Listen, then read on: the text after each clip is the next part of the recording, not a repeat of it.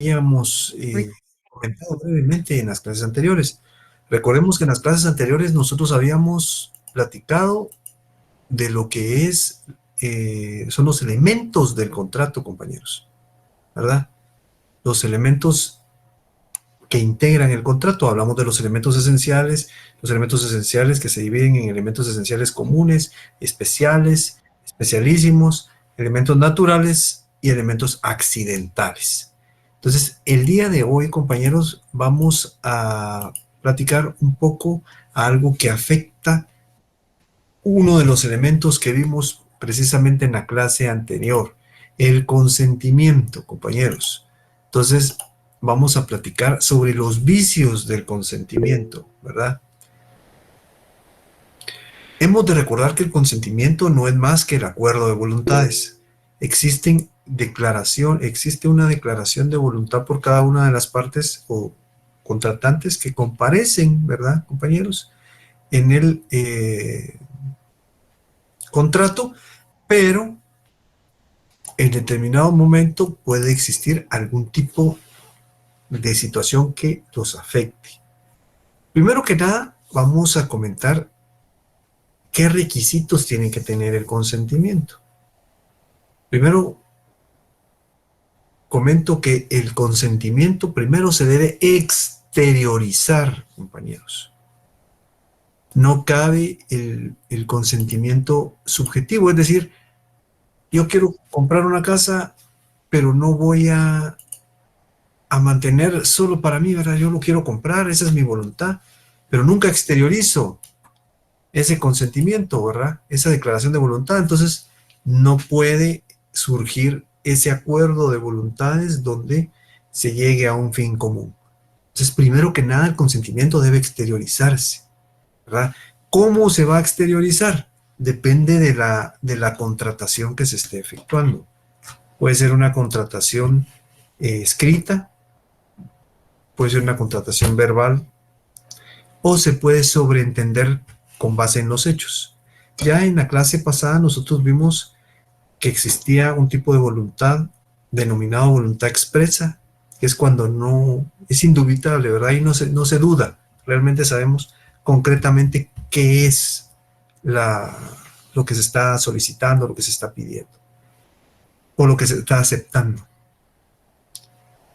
Pero también existe una voluntad tácita, ¿verdad? Que uno sobreentiende lo que está pasando.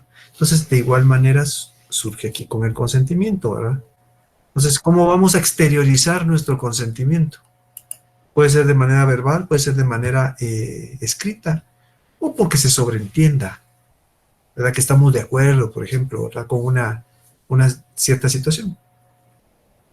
Ahora, eh, el consentimiento, compañeros, como recordemos, estamos hablando,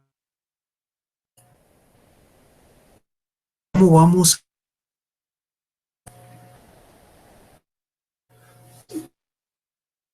Se tiene que declarar,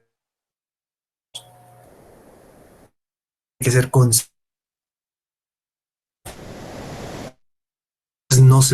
no puede existir ningún tipo de anomalía en eso. Tiene que ser libre y tiene que ser consciente. A esto le tenemos que agregar que la declaración de voluntad, compañeros, que se efectúa, tiene que ser la misma que se declare. Puede ser que yo estoy negociando un contrato, entonces digo, sí, acepto la venta de la casa, pero resulta que no es eso lo que pongo en el contrato, ¿verdad? Eso no es lo que consigno en el contrato. Entonces, tiene que existir, compañeros, un vínculo entre la declaración que se efectúa, ¿verdad? O declaración real y lo que se declara. Tiene que ser coincidente, tiene que ser lo mismo para que en determinados momentos no exista ningún problema. ¿verdad? Entonces, se tiene que colocar por qué se quiere tal cosa, cuáles son las razones en las cuales se está considerando un objeto, ¿verdad? Entonces, todo eso integra la voluntad y el consentimiento consecuentemente. Entonces, ¿por qué les digo esto? Porque el hecho de que exista una coincidencia entre la declaración que se efectúe al inicio, la declaración real, y lo que se esté declarando en un contrato es de suma importancia, ¿verdad? Si es así, quiere decir que el consentimiento es libre y consciente y se está exteriorizando de manera correcta. El problema es cuando el consentimiento no reúne esas características ni presenta estos presupuestos de los que estamos hablando, porque eso quiere decir que existe una anomalía dentro del contrato. Y a ese tipo de anomalías contractuales, compañeros, se les denomina vicios del consentimiento, ¿verdad? A eso se le denomina vicios del consentimiento, son las anomalías que se producen dentro del consentimiento, ¿verdad? Que afectan esa declaración de voluntad, ese acuerdo, perdón, de declaraciones de voluntad. Pero ¿cuáles son los vicios del consentimiento? El primero de ellos, compañeros, es el dolo. Ese es el primer vicio, el dolo. El dolo no es más que un engaño, compañeros.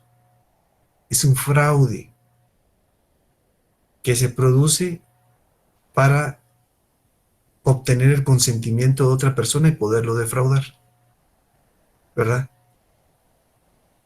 Desde hace mucho tiempo, en el digesto, que era una herramienta jurídica que se utilizó en tiempo de Roma, en los tiempos romanos, ya contenía lo que era el dolo, ¿verdad? Y establecía que era una mentira, que era astucia, ¿verdad? Para engañar a una de los contratantes. El Código Civil francés, compañeros, o Código de Napoleón, también lo contiene. Establecía que el dolo es suficiente para que se declare la nulidad del contrato. Aquí les trasladaba yo, por ejemplo, dentro de las diapositivas, una conceptualización del autor Puig Peña, que establecía que el dolo es la maquinación o artificio que genera una de las partes para obtener el consentimiento de otra de las partes. Entonces, eso quiere decir que una persona puede engañar a la otra con el ánimo de obtener su consentimiento y de tal manera que se le pueda perjudicar. Existen dos tipos de dolos: el dolo inductivo y el dolo incidental. El dolo inductivo, compañeros, es cuando el engaño recae sobre la parte esencial del contrato, ¿verdad? Entonces, en ese caso, el contrato pues, realmente no nace a la vida jurídica, porque de esa manera existe un engaño sobre la esencia en sí del contrato.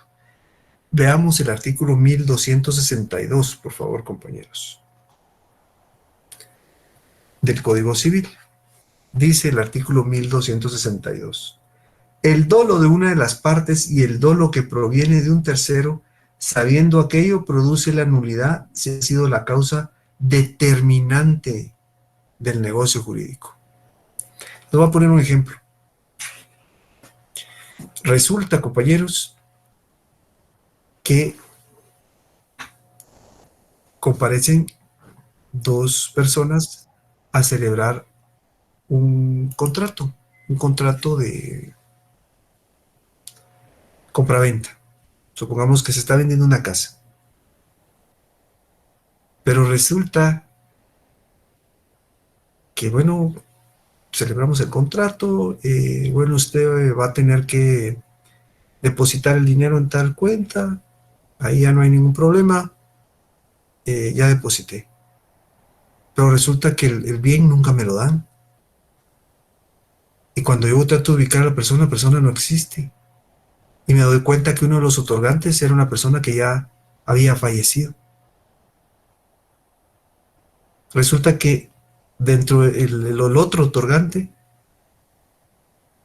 se hizo pasar por una persona que ya había fallecido, ¿verdad? Me engañó, obtuvo mi consentimiento y también mi dinero porque yo deposité. Entonces, eso es de tenerlo en consideración, compañeros. Ahí sí se afecta precisamente la parte esencial del contrato.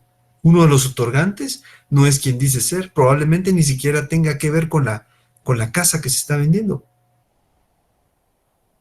Entonces ahí, realmente, ahí me engañaron, ¿verdad? Hubo un artificio, hubo una mecánica para obtener mi consentimiento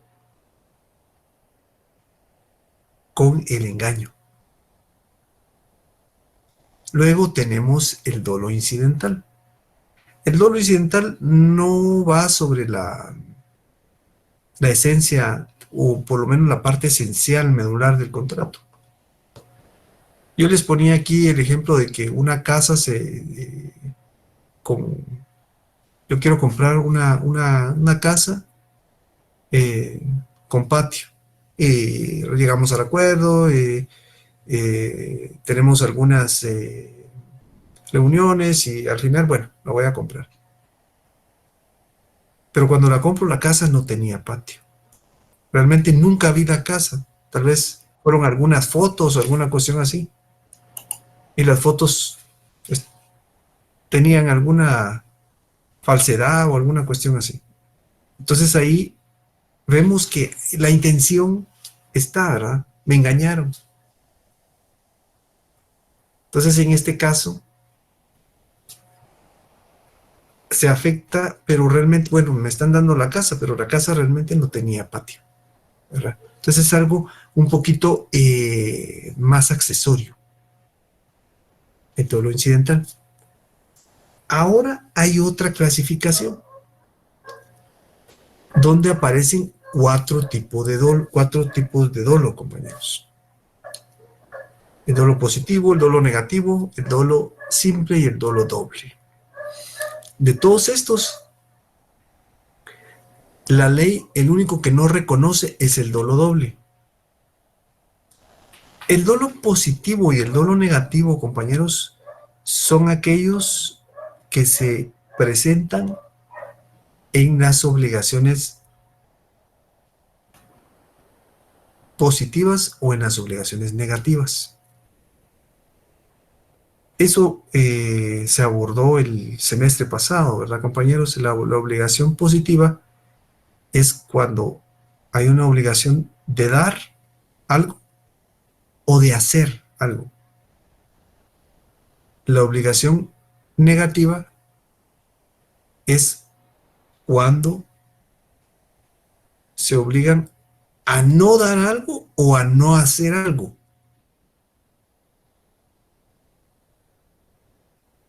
Entonces, por ejemplo, el ejemplo que yo les ponía, ¿verdad?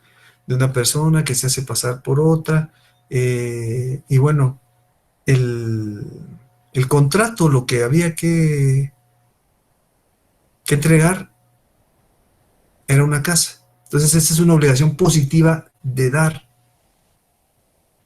¿verdad? Y ahí hay un engaño. Entonces, los dolos que afectan o el dolo que afecta a las obligaciones positivas se le denomina dolo positivo. Y el dolo o engaño, ¿verdad?, que afecta a las obligaciones negativas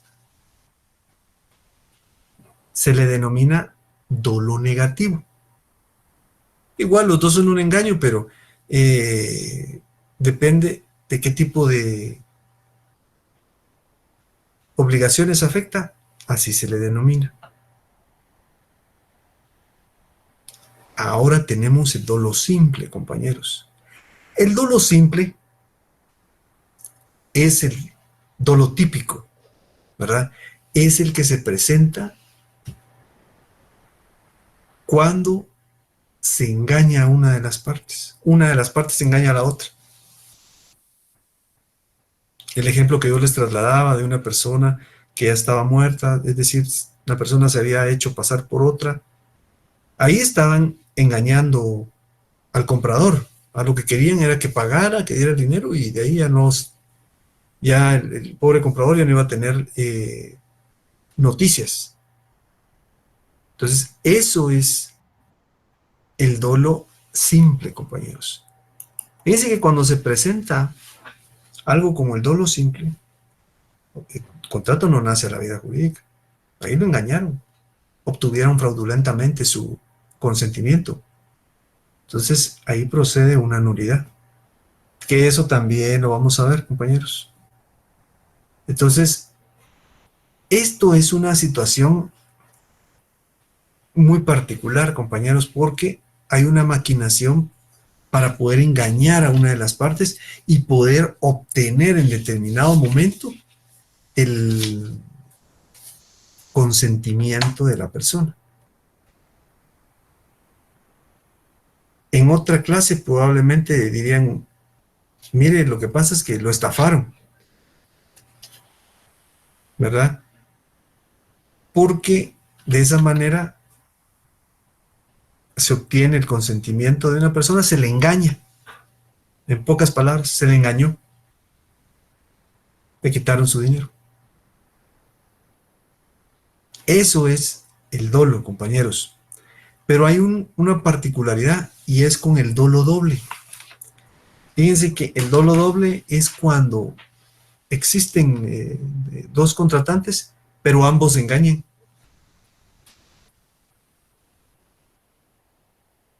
Es decir,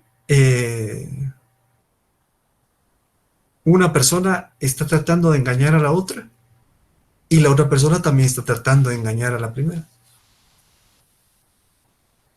Entonces, esa figura no la reconoce nuestra ley. Pero miren lo interesante de esta situación, compañeros. Si hay un dolo de este tipo, un engaño de las dos partes, entonces el contrato es válido. Ahí no hay nulidad.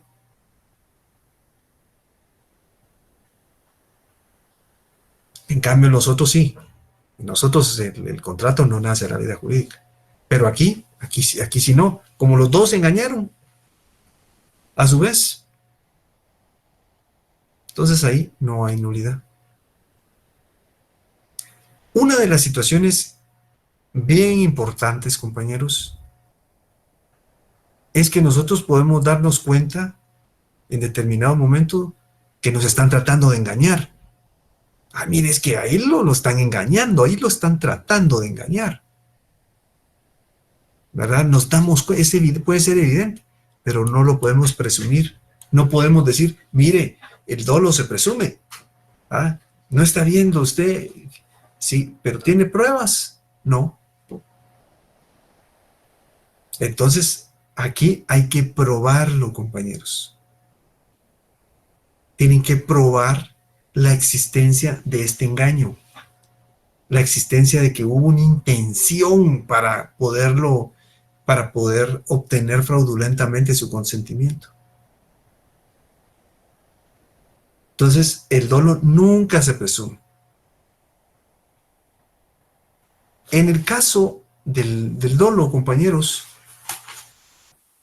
para poder plantear la acción de nulidad, hay que ejercerla dentro de 2 años siguientes a la fecha de que se supo de la existencia del dolo, ¿verdad?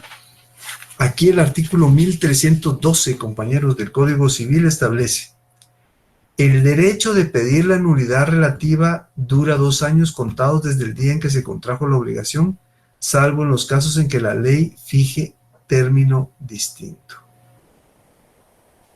Entonces, esto quiere decir que ese es el plazo para poder plantear la nulidad en relación al dolo, ¿verdad?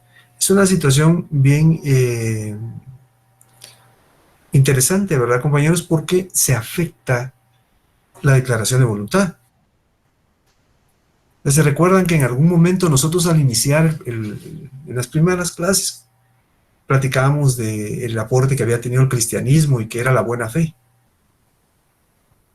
Pues en una primera instancia es magnífico que existiera solo la buena fe, pero el problema es que se dan este tipo de situaciones, ¿verdad? Estos vicios del consentimiento con los que se trata de afectar el consentimiento de alguien que se quiere pasar de listo. Veamos el siguiente vicio, compañeros. El siguiente es la violencia, ¿verdad? La violencia es un vicio más evidente, ¿verdad, compañeros? Que el dolo. El dolo es algo más elaborado, ¿verdad? Aquí es toda presión física, moral, que en determinado momento procura afectar la voluntad de la persona, ¿verdad? Entonces, primero, la violencia tiene que tener varios requisitos. El primero de ellos es que cause una impresión profunda en el ánimo de las personas, de tal manera que afecte a la persona para que pueda celebrar un contrato. Volvamos al ejemplo de la compraventa de la casa. Resulta que este ejemplo que les voy a trasladar, creo que la mayoría lo hemos escuchado en las noticias, compañeros, donde en algunos sectores del país se presentan algunas personas a intimidar a otra para que venda una propiedad. Entonces, eso es violencia, ¿verdad, compañeros? Ahí el consentimiento no está puro. Ahí hay una afección tremenda, hay un vicio, ¿verdad? Eso de que de repente digan, mire, por favor venda su propiedad porque si no le va a pasar algo, eso es algo que afecta la voluntad de las personas, ¿verdad? Otro de los requisitos que tiene que cumplir esta figura es que la violencia vaya dirigida contra la persona contratante, ¿verdad? O contra su honra, o contra su honor, ¿verdad? O contra la de su cónyuge, o familiares. Luego, es necesario que esa violencia se trate de un mal grave y de un mal inminente, compañeros. O sea, le van a hacer algo, ¿verdad? Van a afectar. Entonces, eso es realmente la violencia, es tal vez el vicio más evidente que se puede encontrar, ¿verdad? Donde están amenazando. Entonces, eso afecta obviamente la declaración de voluntad. El dolo es más sofisticado, pero igual causa grandes daños, ¿verdad? Afecta precisamente la existencia del contrato. Entonces, ¿cómo va a calificar el juez? Porque esto lo califica un juez, esto es a nivel judicial, compañeros, esto se va ante un juzgado para poder iniciar en determinado momento un procedimiento judicial. Entonces, esto lo califica el juez precisamente con estos requisitos que acabamos de leer, ¿verdad? Entonces, tiene que causar una impresión fuerte, es una situación en la cual puede afectarse la honra de la persona, todo eso que trasladamos aquí, que también puede en determinado momento afectar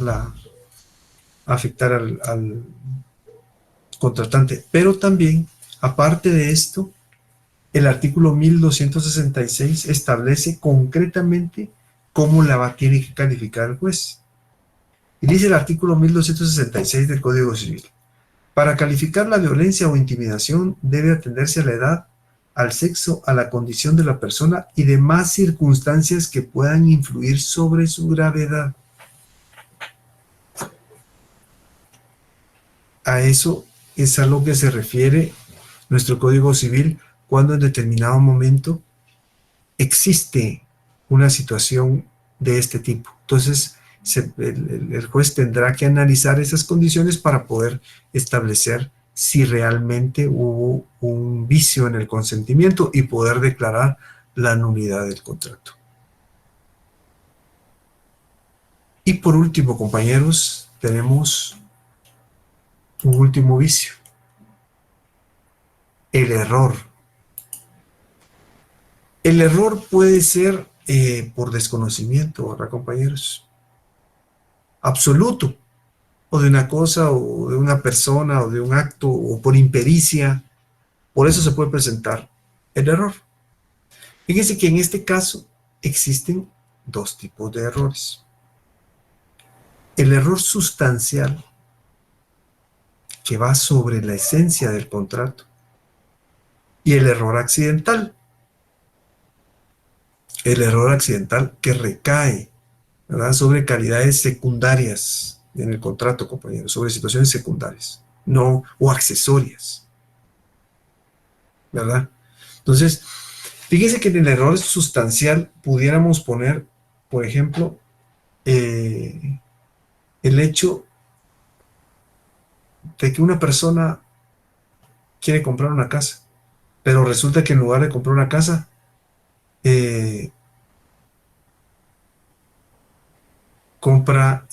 arrenda la casa. Es decir, firma un contrato de arrendamiento en lugar de firmar un contrato de compraventa. Ahí sí hay una esencia tremenda porque es un contrato distinto. Solo se está obteniendo el uso, en cambio no se está obteniendo la propiedad. Entonces eso es un error sustancial y afecta al consentimiento.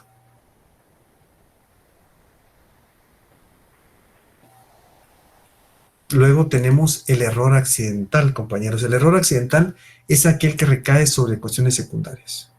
Aquí trasladaba yo también otro ejemplo de que en determinado momento vamos a solicitar una pintura a un pintor famoso, pero resulta que hay un homónimo y encontramos a un pintor con el mismo nombre, pero no es el pintor famoso. Pero igual desarrolla la pintura. Este error no afecta la esencia del contrato, compañeros. A diferencia del error sustancial, que ese sí lo afecta. Fue tan fuerte que sí afecta la esencia del contrato. Veamos lo que dice el artículo 1257, compañeros. Dice: es anulable el negocio jurídico cuando la declaración de voluntad emane de error, de dolo, de simulación o de violencia. La nulidad no puede pedirla o demandarla la parte que hubiere causado el vicio. O sea, quien causó el vicio no va a decir, mire, aquí hay vicio, ¿verdad?, sino va a decir la parte afectada es la que va a invocar la existencia de un vicio. Por eso es que si ustedes se dan cuenta en el dolo doble, hacia la vida jurídica, porque ahí ambos incurren en el vicio, entonces no pueden declararlo ninguno de los dos. El artículo 1258 establece: el error es causa de nulidad cuando recae sobre la substancia de la cosa que le sirve de objeto o sobre cualquier circunstancia que fuere la causa principal de la declaración de voluntad. Entonces, aquí vemos los dos tipos: el error sustancial y el error accidental. El error sustancial es objeto de nulidad. Y el artículo 1259, el error sobre la persona solo invalidará el negocio jurídico cuando la consideración a ella hubiere sido el motivo principal del mismo. Por ejemplo, quieren celebrar un contrato conmigo, tal vez la venta de una casa, y se equivocan y van con Juan Francisco Flores, pero con Juan Francisco Flores Juárez, con mi papá, y celebran el contrato con él, pero él no es el propietario. Es que miren, nos equivocamos, ¿verdad? Entonces a eso es a lo que se refiere en determinado momento este artículo, en 1259. El error sobre la persona solo invalidará el negocio jurídico cuando la consideración a ella hubiera sido el motivo principal del mismo.